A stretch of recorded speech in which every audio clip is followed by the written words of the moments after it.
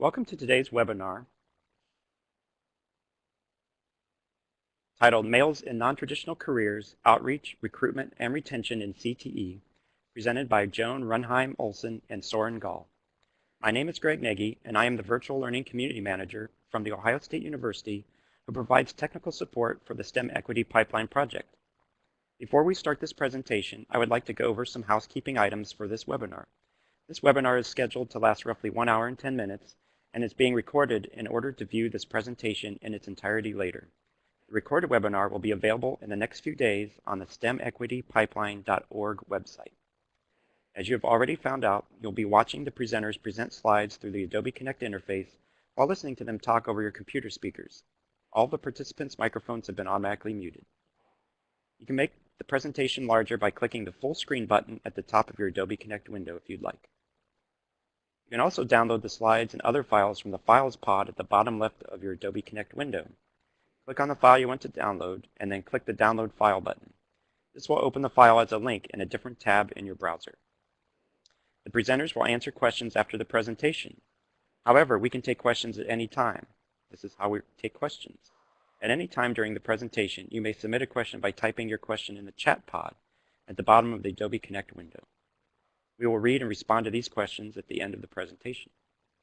I would like to start the webinar by introducing Freda Walker, consultant for the STEM Equity Pipeline project. Freda?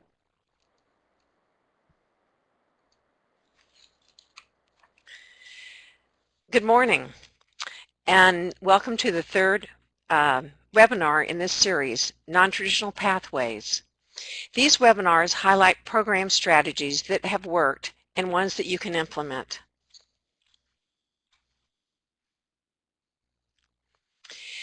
Support for the webinar series is from the Minnesota Department of Education and the Minnesota State Colleges and Universities. They funded these webinars to inform all who have a role in helping students understand successful paths to high-skill, high-wage, and high-demand jobs. On their behalf, I welcome each of you and our presenters. Additional funding is from NAEP, the National Alliance for Partnerships in Equity, and the National Science Foundation. I'd like to begin by just taking a poll and asking you all to respond. How did you hear about this webinar? You can see that we have a variety of choices, and Greg is going to put up a poll and we'll let you start responding.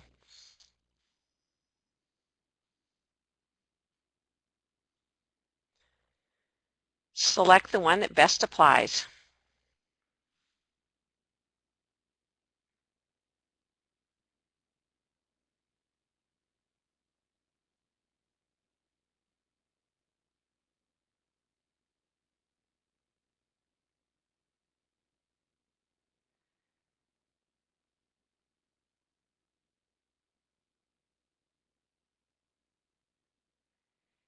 Okay, I can see that, why don't we broadcast the results, Greg? And I can see that some of you said that you heard about this at a presentation at a conference. Could you please chat and tell us which conference you attended and maybe what the session was about or who was the speaker? And you can see that most people come off our pipeline email list, but again, we have a lot of people that hear this from their colleagues. If you're willing to chat a little and tell me which colleague sent it, not by name, but by title, that would be interesting to us. Okay, let's close that one down and move on.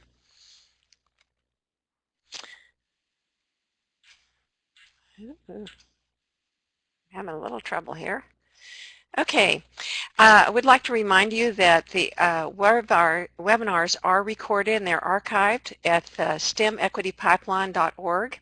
Also, you can receive a certificate of completion if you would like to have one. We'll talk about that at the end of the webinar. There is a resource document. I'd like to encourage everyone to download the documents that are in the Files section. If you look there, you're going to find the PowerPoint that is being presented today. It's in a PDF form. You can download it. You can also download Males Non-Traditional Careers webinar resources, and in that I have put all the links that have been used today and all the different resources that are talked about, including contacts for the two speakers. I want to encourage everyone, but I can see that people are already using the chat function, and I thank you. That's great to see who some of you are and also to see where you've learned about the webinar. So continue to use the chat, and remember that we'll do questions after the presentations, and you can put your questions into the chat function, and know that I will be taking those questions and putting them in the notes section, and I will ask the questions of the speakers at the end. I'd like to take a second poll. I'd like to know who's participating today. So Greg, let's start the poll. Okay, and you can see, oh man, you all are going with it. Good. Remember, if you're from other, please chat and tell us what other you're from or represent.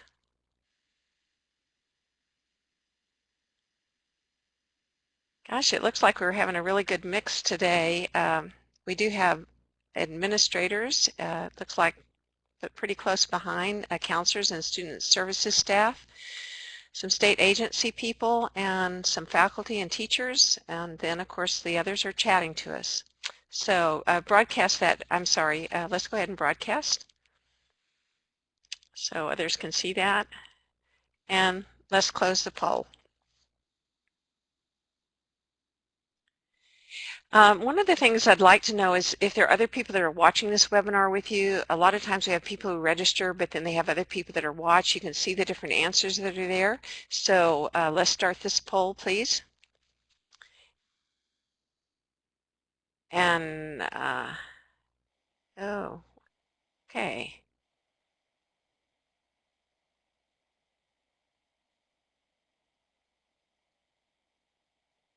Very good. Okay, let's broadcast the results so we can see how many more people are watching. We've got quite a few this time, so that's excellent. Let's move on to the next slide, please. I would like to introduce our two speakers. Our webinar is focused on males and non-traditional careers.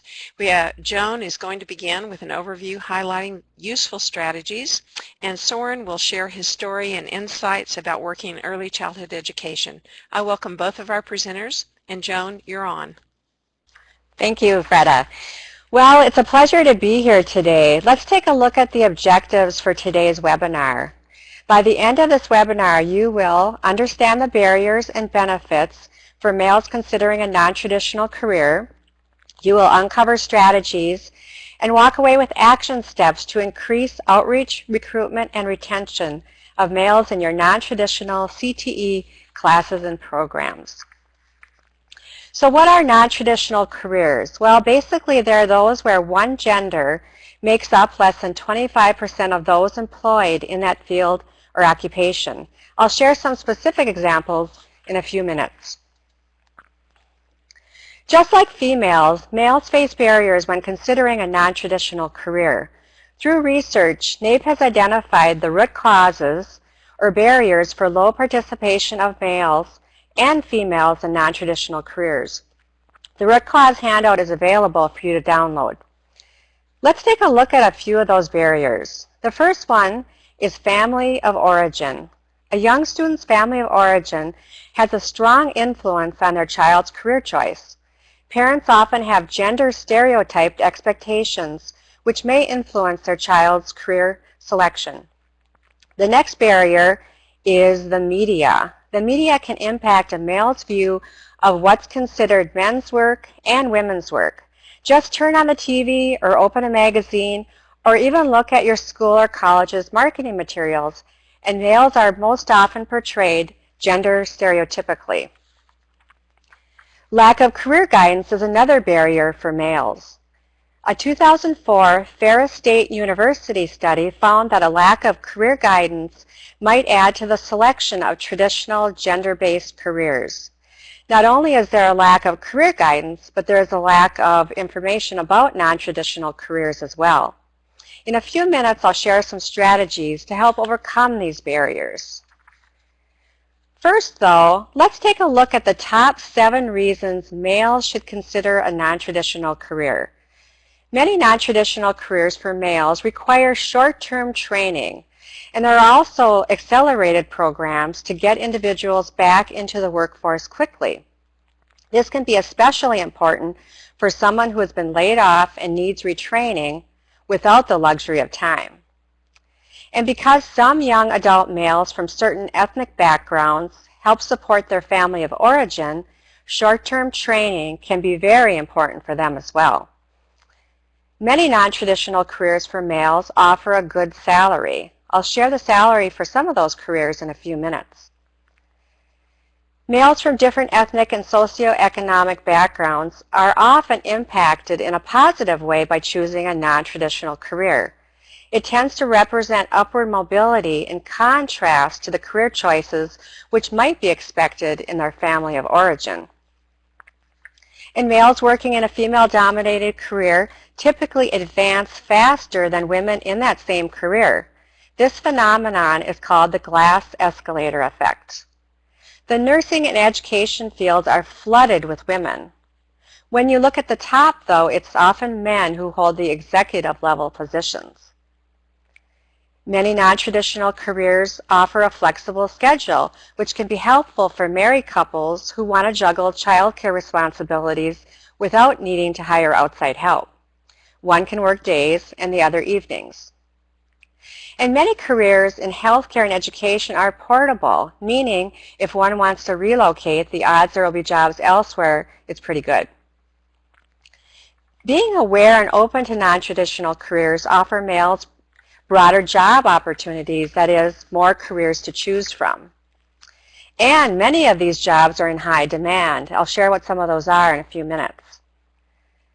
According to NAEP, female-dominated careers offer males three main advantages: job security, public sector employment that reflects public sector values, and room to pursue interests and commitments outside of work.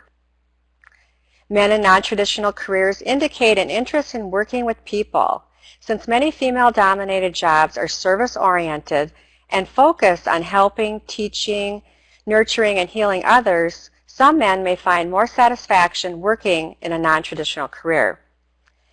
In fact, a study by Dodson and Borders found that male school counselors, which is a female-dominated career, reported more job satisfaction than engineers, which is male-dominated.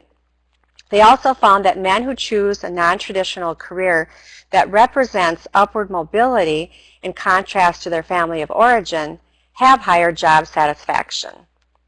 So those are the top 7 reasons males should consider a non-traditional career. Many careers that are considered non-traditional for males are in the healthcare field. The one we hear about most often is nurse. However, there are many more, including occupational therapy assistant, dental hygienist, and surgical technologist, just to name a few. Some others in different fields include paralegal and many teaching positions such as early childhood educator, kindergarten, elementary, middle school, and special education teachers. Here are just a few of the fastest growing jobs in the U.S. These jobs are growing at a faster or much faster average rate than compared to others. At the top of the list is occupational therapy assistant, for which the projected job growth rate is 42.6% from 2012 to 2022. That's a big number there.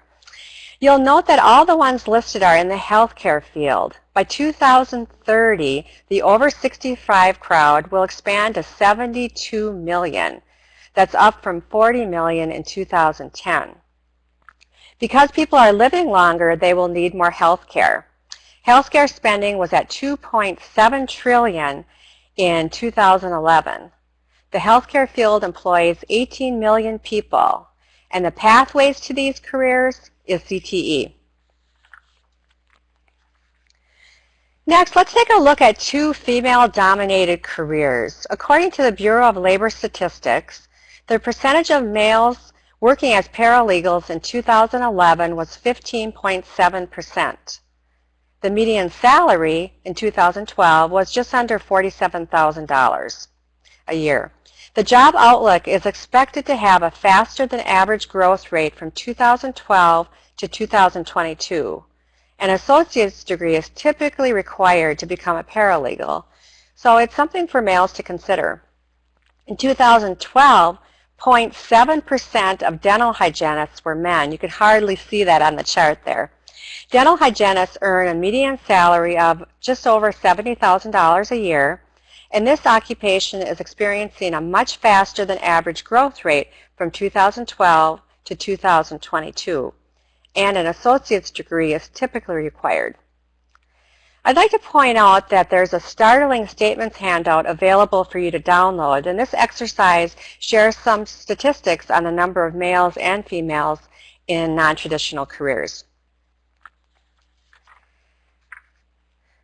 Low participation of males in non-traditional CTE programs and an even lower percentage of completion leads to a low percentage of males working in non-traditional careers. Next, we'll take a look at some outreach, recruitment, and retention strategies designed to increase the number of males in non-traditional careers. Some of these strategies will be most appropriate for those working at the secondary level, some at the post-secondary level, and some will be appropriate for both. First, let's take a look at some outreach strategies. The first one is reach out to feeders. Reach out to teachers in feeder schools, specifically for those enrolled in courses and programs that could lead to a non-traditional career. Also reach out to workforce centers, that is unemployment offices, to promote non-traditional careers or non-traditional programs to job counselors. Reach out to community-based organizations that serve males. Next, invite students with undeclared majors and those meeting prerequisites for your program. Encourage students to recruit friends. There's strength in numbers. Isolation is one of the reasons a non-traditional student may drop out of a class or program. Make counselors and recruiters aware that your school or college encourages the recruitment of non-traditional students. Be sure to educate counselors and other staff as to what non-traditional careers are and the benefits. Encourage them not to limit a student's career choice based on gender. If they're meeting with a male student who was laid off or needs to retool, encourage them to explore non-traditional career opportunities. The next two slides provide a great example of two careers, one female-dominated and the other male-dominated, that use similar skills. You'll notice that construction managers is a male-dominated career being comprised of 94% male, and meeting and convention planners is female-dominated with only 20% males. Let's take a look at the next slide, which illustrates how similar the skills required are for both of these careers. The blue line represents the skills needed for construction managers, and the red line represents the skills needed for meeting and convention planners. You'll see how strikingly similar the skill profiles are for both.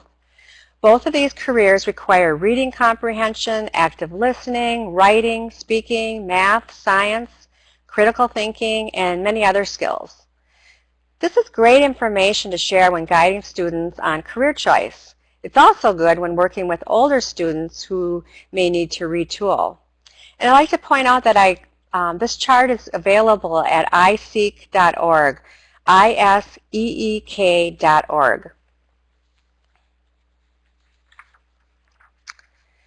Next, let's talk about recruitment. Because parents play a pivotal role in their child's career decision-making process, it's important to engage parents and share with them information on non-traditional careers. For example, what non-traditional careers are, including examples, the skills required, job descriptions, salary information, career pathways, and education required. If your school or college has a high percentage of students from different ethnic backgrounds, you may want to consider printing materials in different languages for parents. Engage parents in developing a career plan with their child. The earlier the better. There's a link to a parent resource guide that's published by the American Careers magazine available for you to download. I encourage you to take a look at that. And the next recruitment strategy is to provide scholarship information to parents for males that may consider a non-traditional field. Money can be a big influencer. And then finally, invite parents to attend a career open house to learn more about non-traditional career options. Next, let's move on to marketing strategies. Market your classes and programs by offering special courses and camps so students can get a taste of what a non-traditional career would be like. This can lead to increased interest, which can lead to increased enrollment and participation. For younger students, invite parents to attend. Publicize your CTE classes and programs via print and online media. In print, include images of males working in non-traditional roles, being sure to emphasize the traditionally masculine aspects of the job. Advertise your programs in the sports section of the newspaper where males will see them. And then promote non-traditional careers via online marketing. Here's a snippet of a college website that provides a great example of how you can promote your CTE programs that are non-traditional by gender. This is a college, Northland Technical Community College in Thief River Falls, Minnesota. On their website, they also include a description of what non-traditional careers are, along with the benefits and challenges.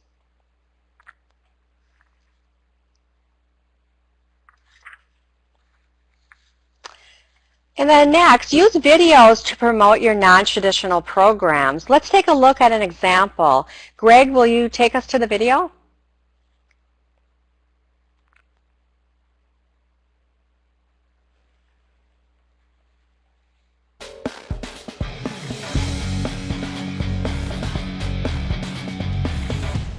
My name is Cody Morrissey. I'm a first-year student at Pierce College Dental Hygiene.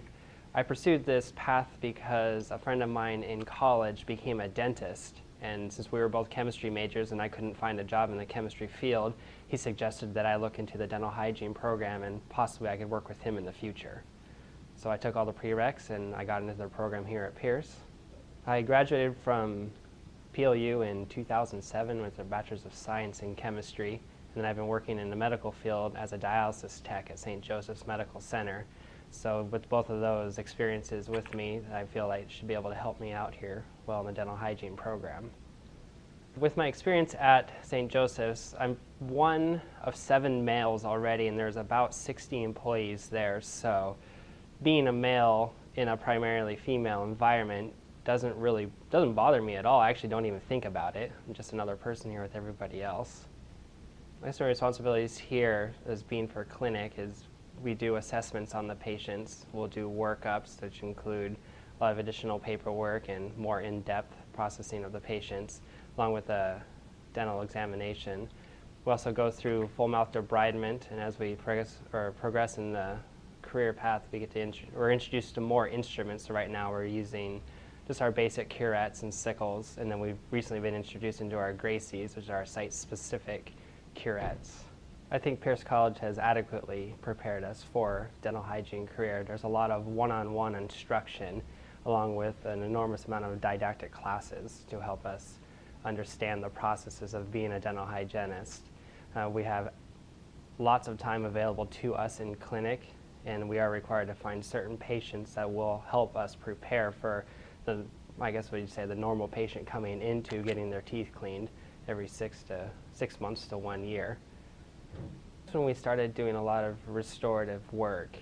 I kind of just started putting things together, and we started learning about the materials being used. And for me, bringing into my chemistry education, a lot of that makes sense to me. And plus, I do enjoy working with my hands more than anything.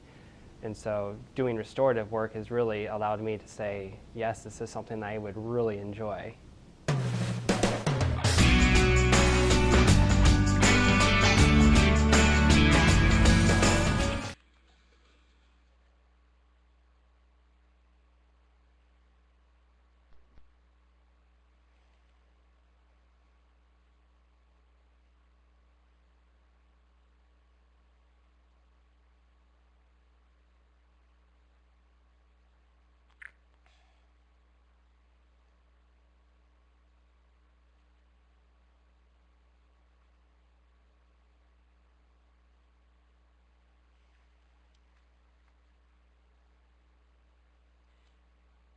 Joan, are you able to go on?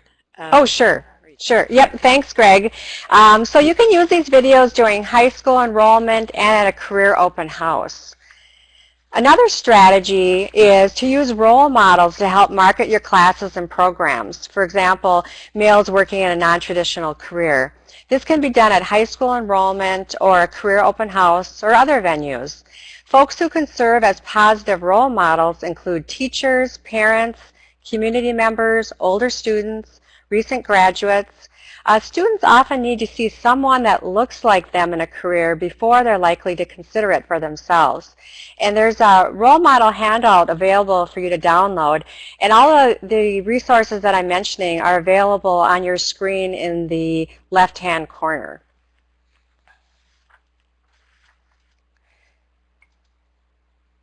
So we talked about how to get more male students into your non-traditional classes and programs. Next, let's take a look at how to retain them. These strategies include career and technical student organizations, business and industry partnerships, and support.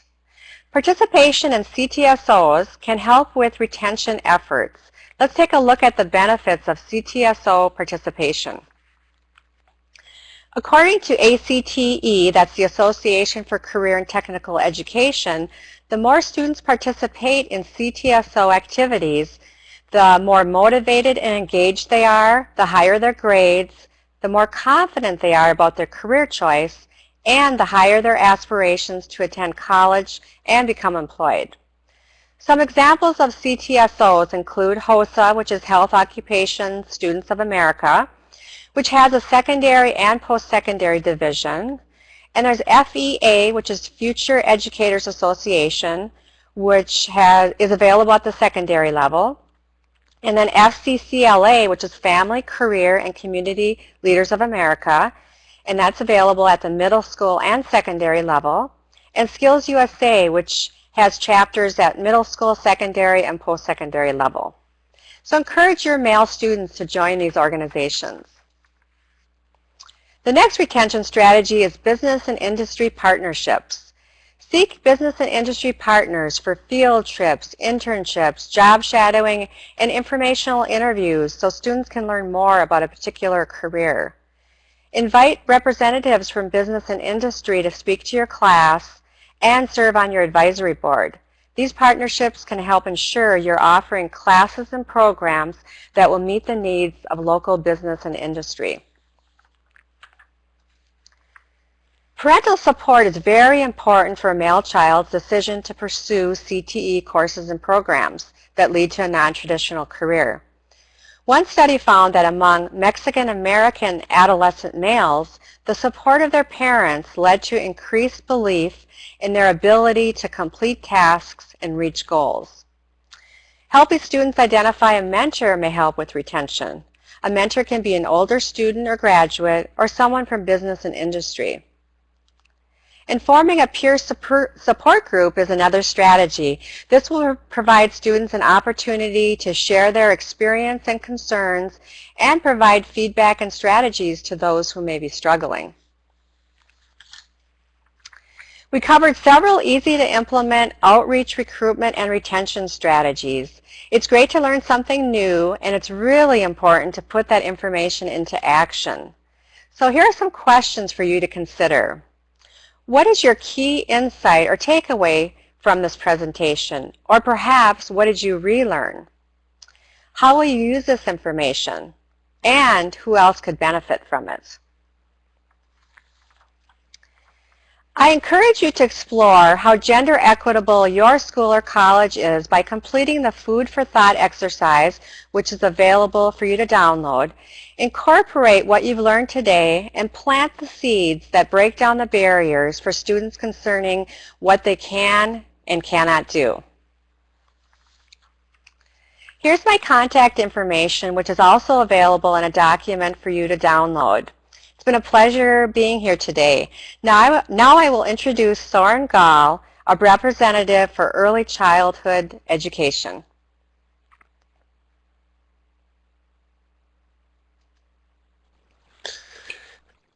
Thank you very much, Joan. I'm going to be talking a little bit about men in early childhood and my experiences with that. So we will get started.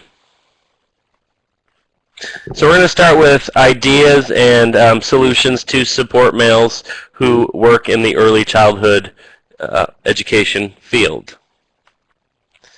So there are some basic ideas with, and we'll go through all these, but we have the revised expectations of males, encouraging males to lead group times, consider what you're asking males to do, and having small conversations with fewer people being involved in them.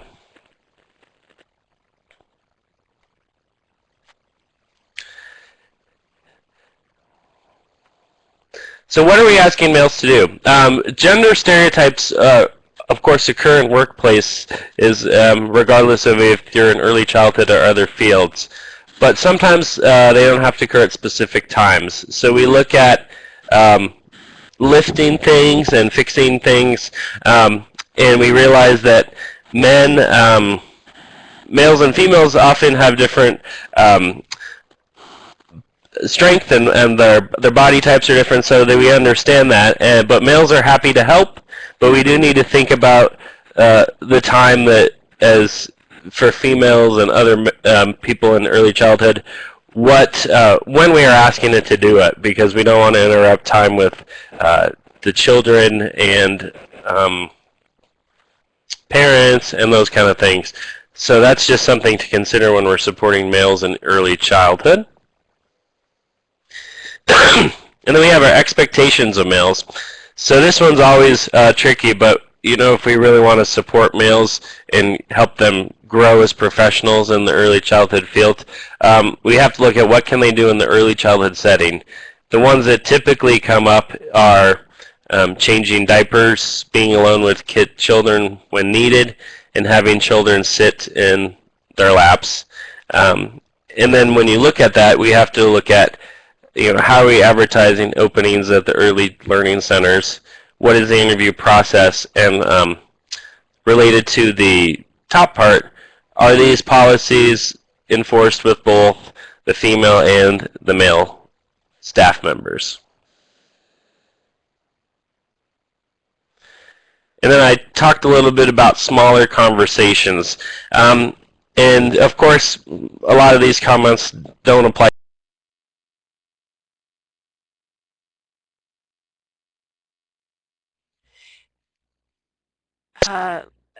Soren, I've lost and males can be intimidated and might need an opportunity to speak their opinions in a smaller setting.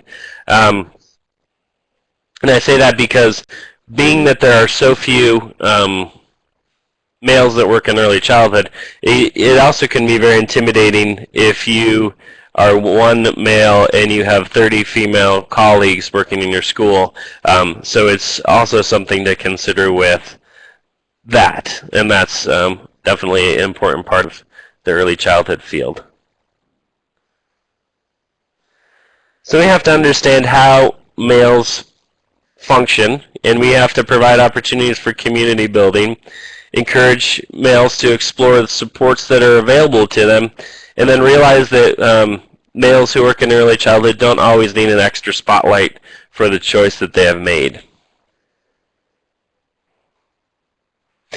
And the additional spotlight is very tricky because it's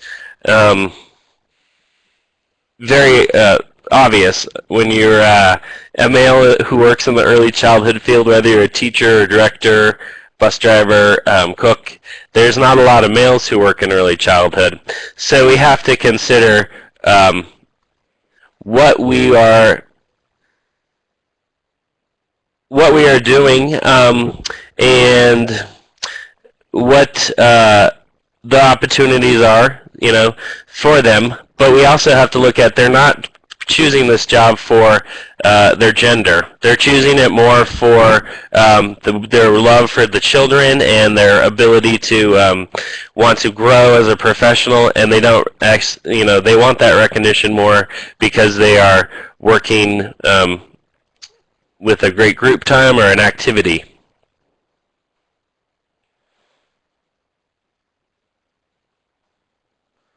So where do women fit in this? we have to look at, following the solutions in the slide. There's supporting males in those stressful work situations, coming to events that males relate to males in ECE, encouraging more males to begin in the field, and Joan touched on a lot of those for the recruitment, and then allowing opportunities for men to show their strengths. These are some opportunities within the country and within the area, and we look at the Males in Early Childhood Colorado. That's something that I have worked on, and it has been something where I decided that it was really necessary for males who work in ECE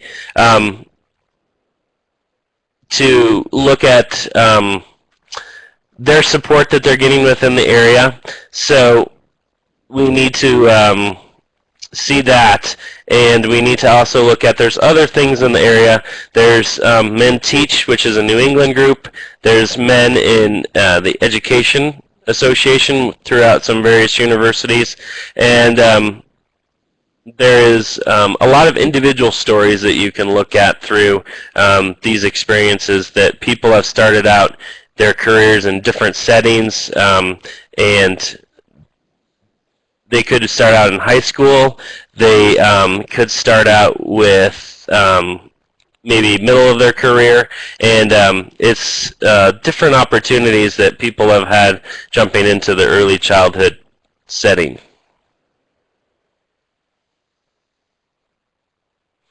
This is something that we did in the Men in Early Childhood Colorado.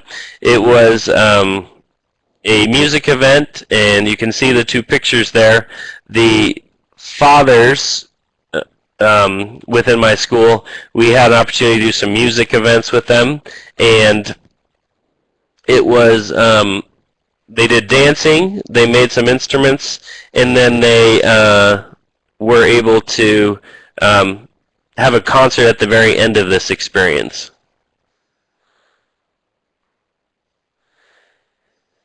And this is one of the, and then we kind of go into the resource category.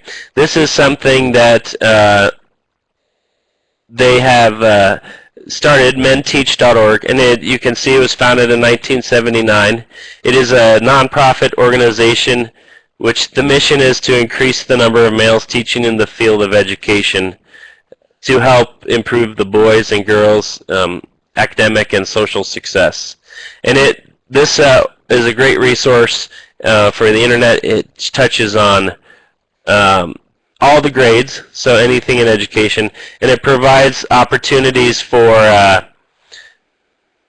everyone to see what's going around in the world, not only the United States, so you can really get some ideas of what could be available for those individuals who are looking to see what other opportunities might exist outside the United States. And then we have two blogs, and it is, there's a blog and there's an article that are a great resource to use. These are things that they share a lot of information about males who are working in the early childhood setting, and the article relates really to males in ECE and some great resources that you can provide there. So we have the social media, and the Facebook is, with that, there's so much out there, and there's probably more that I could list. And you have Men Teach New England, which I touched on earlier. That is their main outlet, in that they provide a lot of resources on there. We have Men in Childcare, the Mentor program for males in ECE, that's based out of Australia. And then we have a couple other ones there. Some of the groups are smaller than other ones, and but all of them have a lot of resources available for people interested about males who work in the early childhood setting.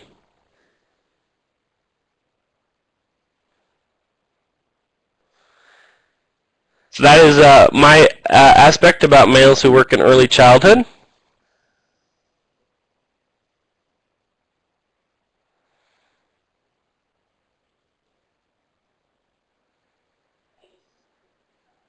Thank you, Soren. I think it's always a pleasure to hear someone who has a personal story about the topic that we're discussing. So let's move into questions. And if you have questions, you can type them into the chat function right now. We have some that have already been mentioned. And so Joan and Soren, it might be good if you all turned on your webcams and then you can answer questions as they come up. And Joan, I'm going to start with you. We had a question that talked about, I'm going to go up to the very top over here on the notes section, but and I think that some people may want to type in about this if they know it, but you're hoping that they'll address sex segregation within classifications and the pressure on males in non-traditional, especially healthcare, to move up the ladder to male-dominated administrative or other.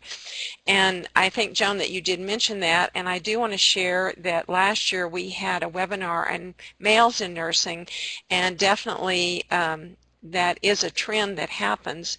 And we also see that as that trend happens, that we have salary increases for women as well as men in the health careers in nursing when they move up into the more technical or into the administrative side. So Joan, I don't know, do you have anything that you can that you would like to respond to that question?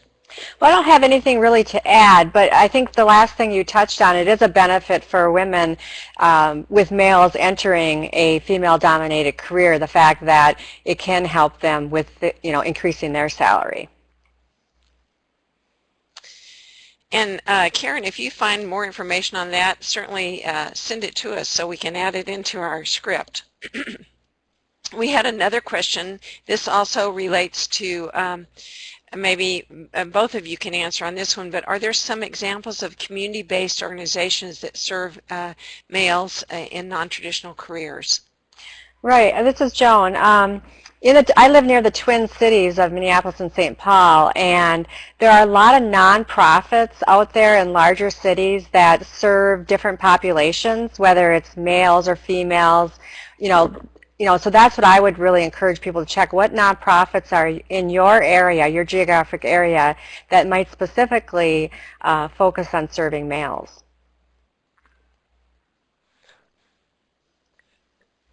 Soren, do you have any that you're aware of that are community-based organizations in your area? Yeah, I mean, we have our one here that I've worked on. There is, unfortunately, there's not a lot that really focus on the males that work in early childhood specifically. There's obviously a lot that males for early childhood education support, but nothing specific to males.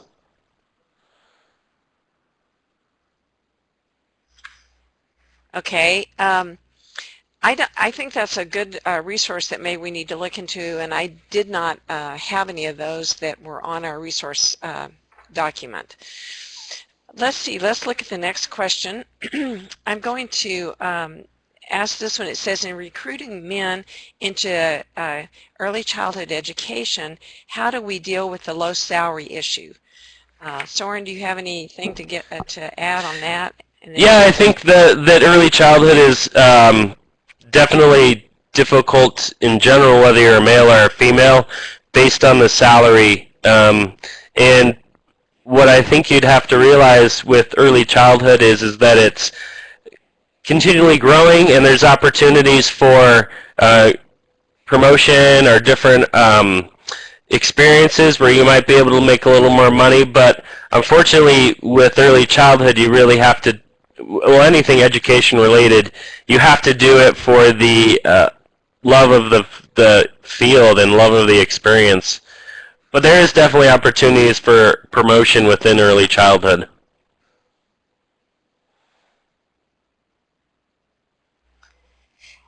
And I would add that, it can be a pathway to something else within education.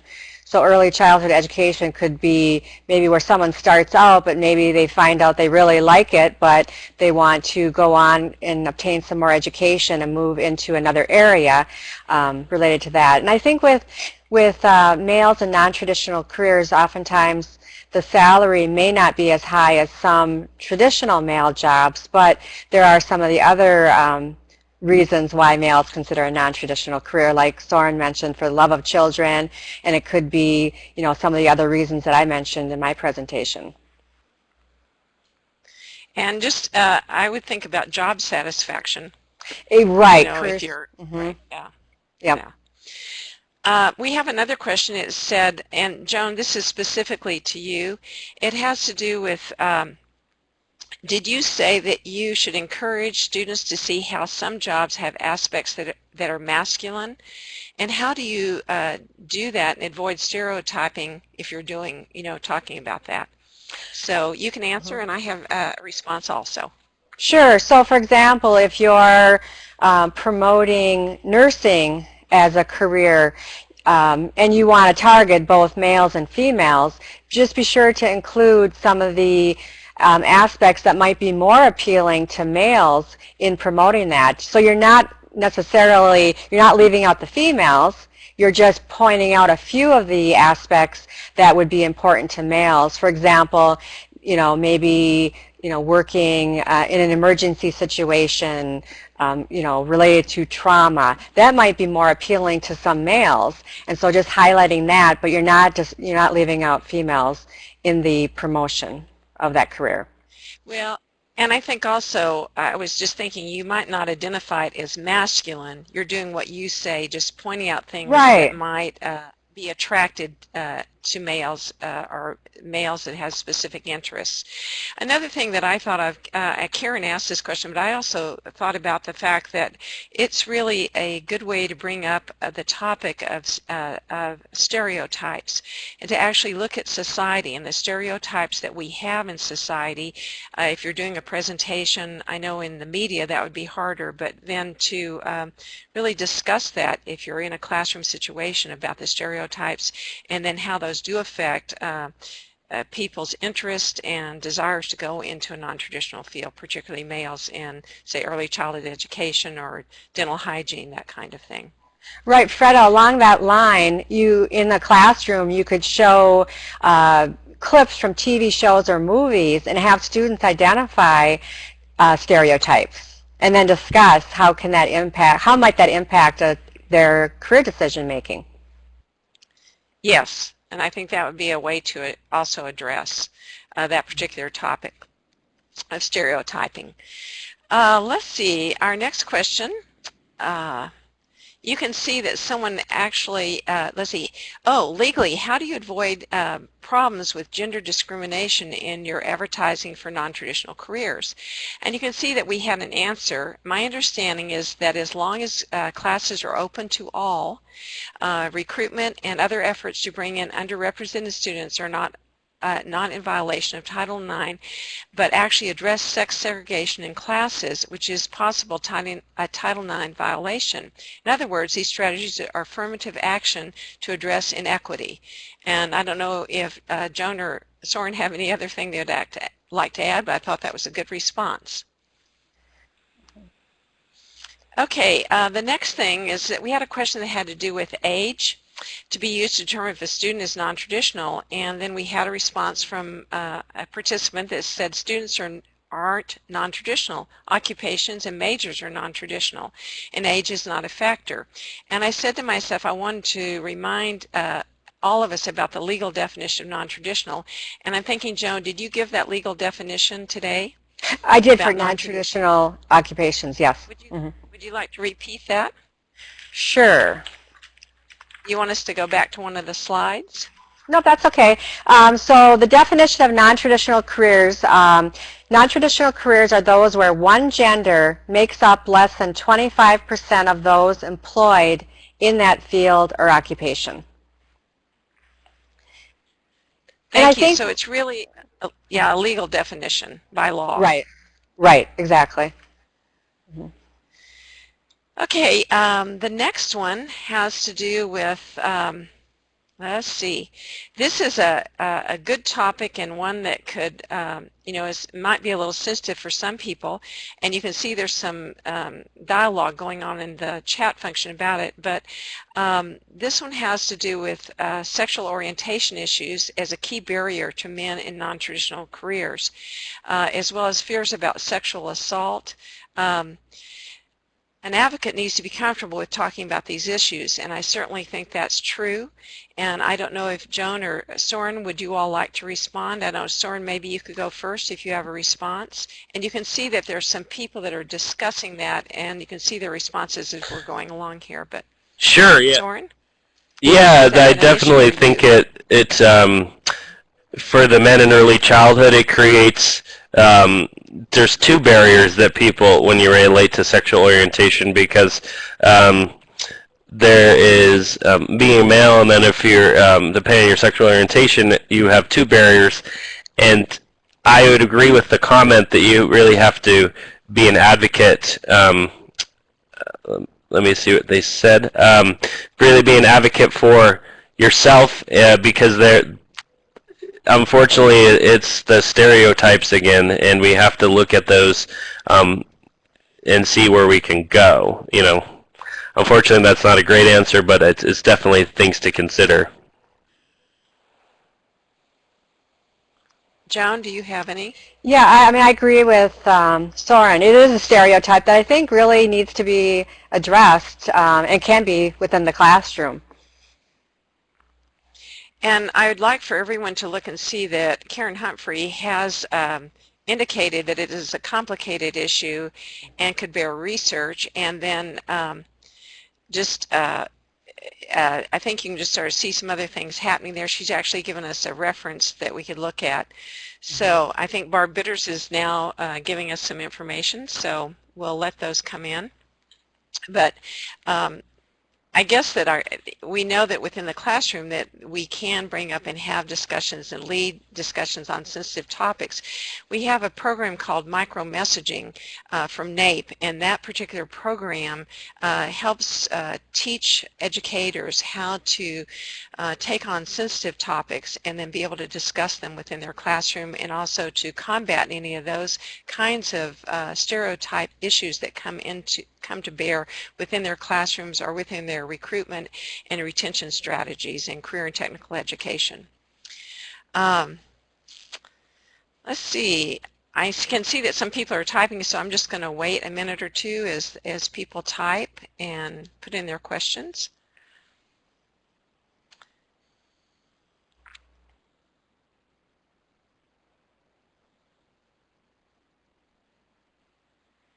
Oh, Barb, thank you for that also reference about age.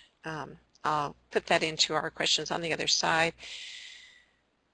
That sometimes it is, you can see that it is used in, she's referring to the definition of the term non-traditional in age, and before it was used in the gender context, it had been used by colleges to describe a student who's not coming directly from high school. Many people think that it might be about age older students. Okay, but now there is a legal definition. Okay, I can see some people typing, so I'm just going to wait a few more minutes. Retta, this is Greg. Did you see what Christy Nathan wrote up there too? Oh, maybe I did not. Okay, let's see. Where is that one? Did I miss it? Is it? Do I have it in the notes, Greg, or is it just? No, it's a 7 up from the bottom right now. 7 up from the bottom. Okay, thank you.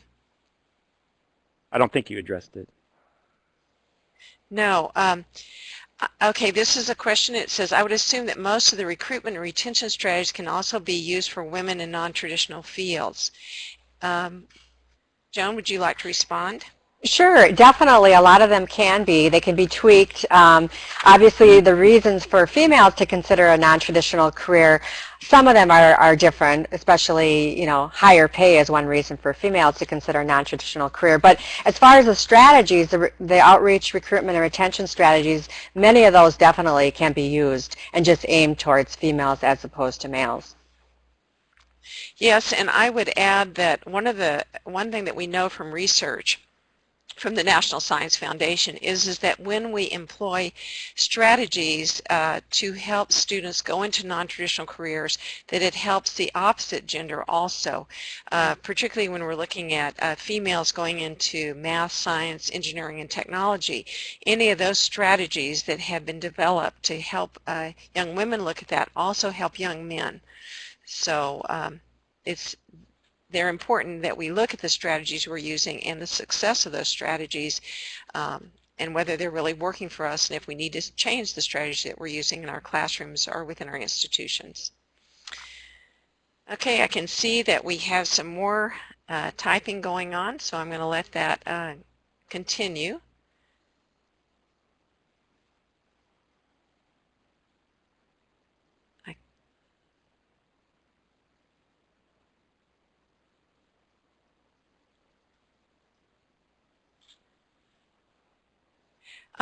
Misrepresentation is a documentary, as well as that has been a great resource for female non-traditional occupations. She is in the process of filming another for males, and the websites provide a lot of great information. So Renee, can you give us, do we just look under, is the, just Google misrepresentation and then we can find that information, or is there a source that you can actually type in for us? I'd appreciate that. Thank you for the resource. I don't know, has anybody else, have any one of our speakers seen that? Oh, there it is, coming right up. Okay, everyone, you know, copy that and or click on it and get your resource there.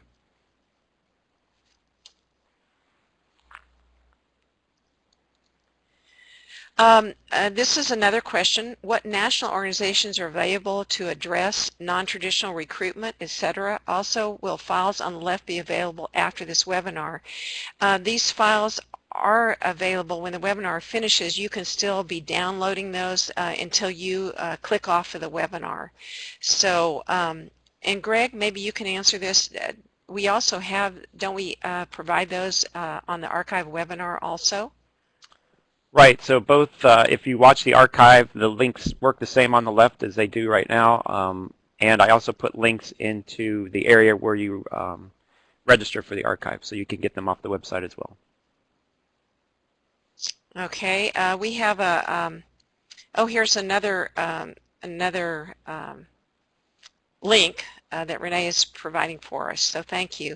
And then Karen Humphrey has a question. What kind of resistance do you have in recruiting for career and technical education rather than college track? Do you have to think about overcoming the resistance at the same time you're recruiting non-traditional students? Good question. Anyone want to attempt an answer on that? Joan?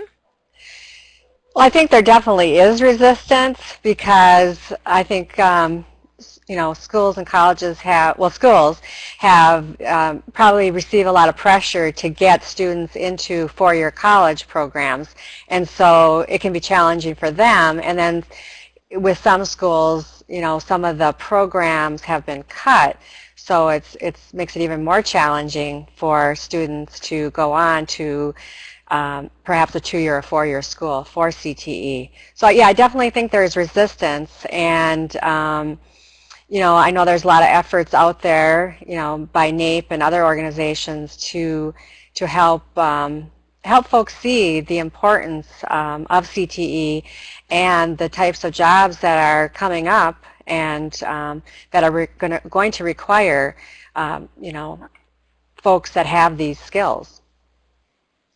Yes, and one of the things that I wanted to say is that as we look at trying to systematically bring about institutional change, that you have to look at mainstream education, which very much is focused on that college track.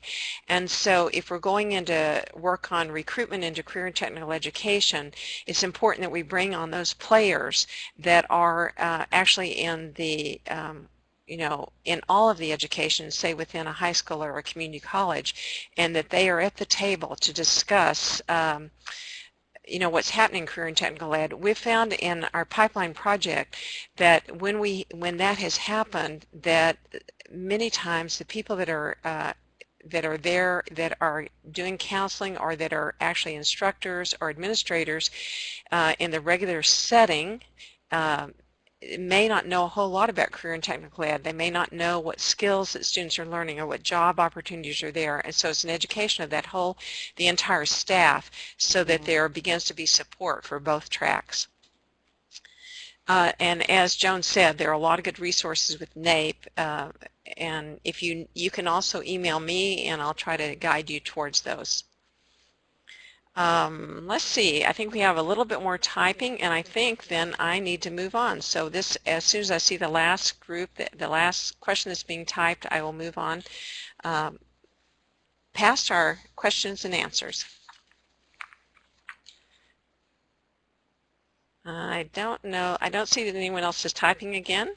So I wanted to look and see. I think that we've answered most of the questions the best that we could. I would like to thank Joan and Soren. I always feel like I learned something, and today I feel like I was reminded about many of the issues and the barriers that are faced. I also learned some new strategies that I feel like can be utilized. I also appreciate just having insight to someone who's working in a field that is non-traditional to males. Thank you to the Minnesota Department of Education and the Minnesota State Colleges and Universities, to NAEP and the National Science Foundation. Please join the virtual learning community and view archived webinars and utilize all the resources that are at the stemequitypipeline.org. Also, I'd like to invite you to join NAEP at our Professional Development Institute that is April 7th through the 11th in Arlington, Virginia. You can register at www.naepequity.org. Thanks for participating in this webinar series. I particularly appreciate all the chat and the interest in the different issues and topics. We look forward to your participation in future webinars. I would please complete the evaluation survey. Greg is going to pop that up on your screen. Just know that if you want to receive a certificate of completion, then you need to complete page 2, and this does not have your name attached to it, so there is animosity there. I mean, anonymity there. So thank you again for participating, and Greg, you're ready, please. Okay. Thank you for joining us today. Remember that this webinar will be available on the STEMequitypipeline.org website homepage and under the Professional Development heading, and then under STEM Equity Pipeline Archived Webinar in the next few days. For the live webinar, I have put up a short survey in the tab in your web browser. Please complete this for us now. You will also be sent an email with a link to the survey in case you do not have time to fill it out now. For the archived webinar, please refer back to your registration email with the link to the survey. Thank you very much. This is the end of our webinar.